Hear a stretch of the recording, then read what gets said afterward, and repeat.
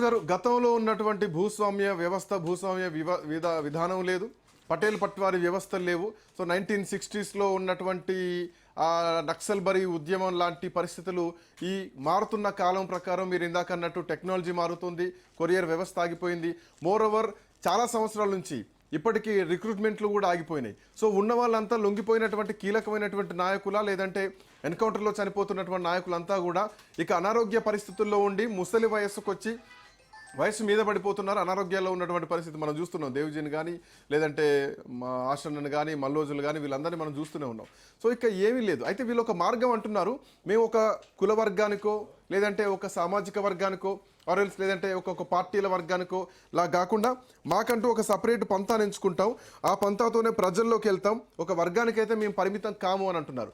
But ఇక్కడ గ్రామస్థాయి వరకు చూసుకుంటే తెలంగాణ రాజకీయాల్లో ఈ మధ్య, అంటే రాష్ట్రం ఏర్పడ్డ తర్వాత మారిన విధానం చాలా వేరు. గ్రామస్థాయి నుంచే రాజకీయాలు మొదలయ్యాయి. అట్లాంటి గ్రామస్థాయి నుంచి మార్పు తీసుకురావడం మావోయిస్టు నుంచి బయటకు వచ్చినటువంటి ఈ నాయకులకు సాధ్యమేనా? ఎట్లా చూడవచ్చు? అంటే ఇప్పుడు నేను ఏమంటున్నంటే, ఫర్ ఎగ్జాంపుల్ అస్సాంలో కానీ, శ్రీలంకలో ఎల్టీటీ కానీ, జమ్మూ కాశ్మీర్లో జేకేఎల్ఎఫ్ కానీ, ఇక్కడ తెలంగాణ ఉద్యమం కానీ, ఉల్ఫా కానీ, ఇవన్నీ ఏ ప్రాంతం యొక్క హక్కుల కోసం ఆ ప్రాంతంలో పుట్టినటువంటి నక్సల్స్ భావాలు ఇదంతా కలిమి కూర్చొని సెంట్రల్ గా ఒక మావోయిస్ట్ పార్టీ చేసింది. ఇలా ఆయుధ సంపత్తి మొత్తం కోల్పోయింది. ఎందుకంటే ఒక రిక్రూట్మెంట్ మావోయిస్ట్ పార్టీకి జరగాలంటే మేధావి వర్గం రిక్రూట్మెంట్ జరిగితే ఆ పార్టీ బతికేది. ఎప్పుడు 10th ఫెయిల్ అయిన 16 సంవత్సరాలు 18 సంవత్సరాలు వచ్చిన తర్వాత వాళ్ళకు రూట్ మ్యాప్ తెలియక, సిద్ధాంత వైఫల్యం తెలియక, ఒక రూపకర్తలు లేకుండా ఈ మావో సిద్ధాంతాలలో ఇలా మేధావి వర్గం కానీ, హయ్యర్ అఫీషియల్స్ కానీ జైనింగ్ లేకుండా, ఒక రూట్ లేకుండానే ఫెయిల్ అయ్యారు అనేది ఒక భావన. ఇంకొక భావన ఏంటంటే, మీరు అన్నట్టు ఈ గ్రామాలు, తెలంగాణ గ్రామాల్లో మావోయిజం పార్టీకి సంబంధించిన మూలాలు, అభ్యుదయ భావాలు వచ్చి గ్రామాలు బాగుపడతాయంటే ఇప్పుడున్న పరిస్థితుల్లో కోరుకోవచ్చు. కానీ అది అయ్యే సాధ్యమేనా? ఇలా ఒక మామూలు సర్పంచ్ గెలవాలంటేనే 10-15 లక్షలు ఖర్చు పెట్టే ఈ వ్యవస్థలో ఏ మావోయిస్ట్ పార్టీ లొంగిపోయిన వ్యక్తులు ఏ స్పీచ్లు ఇచ్చినా వినే పరిస్థితి లేదు. ఒక ప్రాంతీయ రాజకీయ పార్టీ మీటింగ్ పెట్టుకుంటే కోట్ల పైసలు ఖర్చు పెట్టి వాళ్ళు చెప్పింది వినిపోయే పరిస్థితిలో ఇలా వీళ్ళ ఎక్స్పెండిచర్స్, వీళ్ళ రోడ్ మ్యాప్, వీళ్ళ జన సమీకరణ, వీళ్ళ సిద్ధాంతాలు ఎవరు వినే స్థాయిలో ఉంటారు? ఎందుకంటే ఇప్పుడు మనం అనుకోవడానికి బాగుంటుంది. అంటే మీరు అన్నట్టు ఒక కొత్త వేదికతో పోతే బహుశా మీరు అన్నట్టు జన సమీకరణ చేయడం కానీ, ధన సమీకరణ చేయడం కానీ చాలా కష్టం. రాజకీయాల్లోకి రావాలన్నటువంటి ఉద్దేశం ఉంటే మాత్రం ఏదో పార్టీలోకి గతంలో చేరినట్టు ఆ పార్టీలోకి వెళ్తే వాళ్ళు అనుకున్నటువంటి లక్ష్యాన్ని చేరుకుంటారు కదా.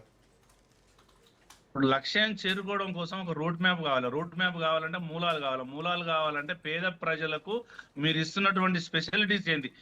ఇలా భారతదేశంలో ఏ స్థాయి ప్రజలకు ఏ స్పెషాలిటీస్ ఇస్తారు, మీ సిద్ధాంతం ఏంటి? ఇప్పుడు నేను ఏమంటే ఒక సిద్ధాంత రూట్ మ్యాప్ కోసం కూడా ఫైనాన్షియల్ ఎస్టాబ్లిష్మెంట్ కావాలి. ఫైనాన్షియల్ ఎస్టాబ్లిష్మెంట్ లేకుండా ఏ ప్రాంతీయ పార్టీ, ఏ రాజకీయ పార్టీకి భవిష్యత్తు భారతదేశంలో లేదు.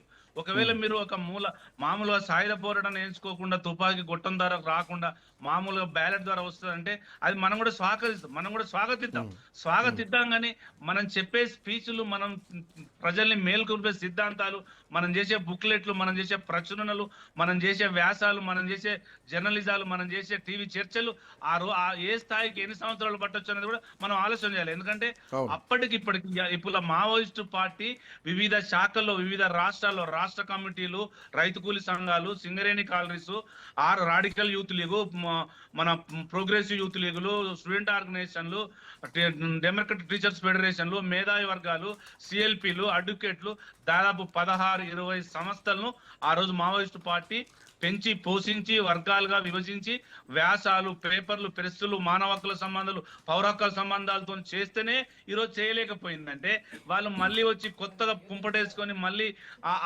అది పక్కన పెట్టి కొత్త సిద్ధాంతం వస్తారంటే సరే, ఒకే వస్తే స్వాగతిద్దాం. కానీ ఇలా ఆశన్న గారి స్పీచ్ చూసినా, దేవుజీ గారి స్పీచ్ చూసినా, ఏ స్పీచ్ చూసినా ఆ స్థాయిలో లేదు. ఒక ప్రజలను ఆకట్టుకునే స్థాయిలో ఉంటేనే ఏ రాజకీయ పార్టీ అయినా ప్రజలకు మేలు చేసే స్థాయి ఉంటుంది. మీరు ఎంతవరకు ప్రజలను ఆకట్టుకుంటారు, ప్రజలకు ఏం మేలు చేస్తారంటేనే ఫైనాన్షియల్ వ్యవస్థ లేకుండా, పైసలు లేకుండా వాడు మీ దగ్గరికి రాగలుగుతాడు. ఇలా మీరు 100 రూపాయలు బోటు బిర్యానీ ఇస్తేనే మీ దగ్గరకు వచ్చే స్థితిలో ఇలా ఆశన్న గారు, దేవుజీ గారు, కిషన్ జీ గారు, ఎంతమంది యోధులు ఏం చెప్పినా కూడా వాళ్ళు ఆరోగ్యం మొత్తం 60 సంవత్సరాలకు వచ్చిన తర్వాత వాళ్ళు స్పీచ్ ఇవ్వలేకపోతున్నారు. మూల సిద్ధాంతాలు, రాడికల్ వ్యవస్థ, మావోయిస్ట్ సిద్ధాంతాలు, బూర్జ వ్యవస్థ మీద ఎలాంటి ఎక్కడ లొంగిపోయిన నేను దాదాపు 20 లొంగుబాట్లు డైరెక్ట్ చూసినా వాళ్ళు చెప్పలేకపోతున్నారు, ఏం మాట్లాడలేకపోతున్నారు. అసలు మొత్తానికి గత 10 సంవత్సరాలుగా వాళ్ళకి ఆయుధ సంపత్తి మొత్తం, వాళ్ళ సరఫరా మొత్తం నిలిపివేయబడిపోయింది. అసలు ఏం వాళ్ళ చేతుల్లో ఏం లేకుండా పోయింది. వాళ్ళు లాస్ట్ కు నిరాధారణ కోల్పోయి, ఫైనాన్షియల్ వ్యవస్థ కోల్పోయి, అసలు ఏం లేని స్థితిలో మొత్తం ఆగమై బయటకు వచ్చే స్థితి కనబడుతుంది తప్ప మేము కొత్త రూపు ఎత్తుకుంటున్నాము, కొత్త చేయగలుగుతున్నాం అంటే కొత్త ఇప్పుడు నేను ఏమంటున్నానంటే వాళ్ళ యొక్క ప్రచురణలు, వాళ్ళ మేధా సంపత్తే ఇలా ఇంకొక పాయింట్, మనం తెలంగాణ రాజకీయాలను ఒక్కసారి చూద్దాం. ఇక్కడ ఒక సమస్య మీద పోరాడాలంటే ప్రతిపక్షంగా పోరాడుతున్నారు. అటు బీఆర్ఎస్ పార్టీయా, లేదంటే బీజేపీయా, భారతీయ జనతా పార్టీయా, లేదంటే కొత్తగా పుట్టుకొస్తున్నటువంటి జాగృతి పార్టీయా. సో వీళ్ళు ఒక ప్రతిపక్షంగా ఉండి ప్రజల కోసం పోరాడుతున్నారు. అండ్ మోర్ ఓవర్ ఈ కొట్లాడుతున్నది అంతా ఇక్కడ మళ్ళీ అదే భూమి కోసం, అదే ఇండ్ల కోసం, అంటే అవే మావోయిస్ట్ సిద్ధాంతాలు కూడా. సో ఇప్పుడు మనం చూస్తున్నటువంటి ఖమ్మం భూములకు సంబంధించినటువంటి విషయమైనా కానీ, హైడ్రా సంబంధించినటువంటి విషయమైనా కానీ, ఎక్కడో అరణ్యాల్లో కాదు, తెలంగాణ రాష్ట్రంలో నడి సెంటర్లో జరుగుతున్నటువంటి పరిస్థితి. సో ఇట్లాంటి పరిస్థితుల్లో ఈ గొంతు కంటే బలంగా చట్టసభల్లో, అంటే తుపాకీ తూట కంటే గట్టిగా గొంతు వినిపించేటువంటి పరిస్థితుల్లో మావోయిస్టులు ఉన్నారా? ఈ రాజకీయాల్ని తట్టుకొని ఒక కొత్త వేదికను తీసుకొచ్చి